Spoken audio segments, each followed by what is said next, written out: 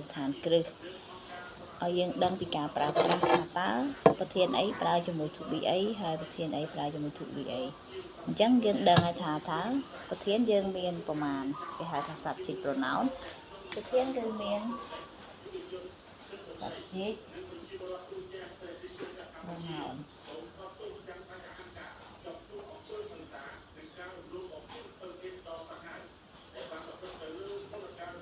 មាន I you we they he she it អូខេអញ្ចឹងនេះគឺជាប្រធានដែលគេហៅថា subject pronoun គឺមាន7 I you we they he she it អញ្ចឹងតើ to be យើងមានប្រមាណ to be យើងមានបាទ to be យើងចែកចេញជា3 am is ហើយ are អូខេចុះដល់ពេល I យើងប្រើមួយអី I យើងត្រូវប្រើជាមួយ I am ដល់ពេល you ប្រើជាមួយនឹង you ប្រើជាមួយនឹង are we are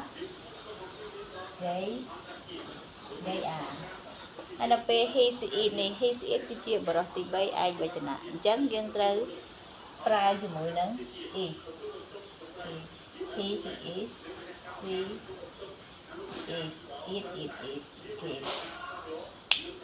នេះគឺជាការប្រើប្រាស់ជាមួយប្រធានជាមួយនឹងកិរិយាសព្ទ to be យើងមាន am is are អញ្ចឹង I ត្រូវអូនជាមួយនឹង to be am you ប្រើជាមួយនឹង to be are we ប្រើជាមួយនឹង are ហើយ they ក៏ប្រើជាមួយនឹង are ដែរដល់ពេល he យើងប្រើជាមួយនឹង to be is she is ហើយនឹង it is មកឥឡូវយើងអានទាំងអស់គ្នា I am you are we are they are he is she is ហើយនឹង it is ចឹងយើងប្រែវាថាយ៉ាងម៉េច to be គឺប្រែថាគឺជានៅឧទាហរណ៍ថា I am ខ្ញុំគឺជា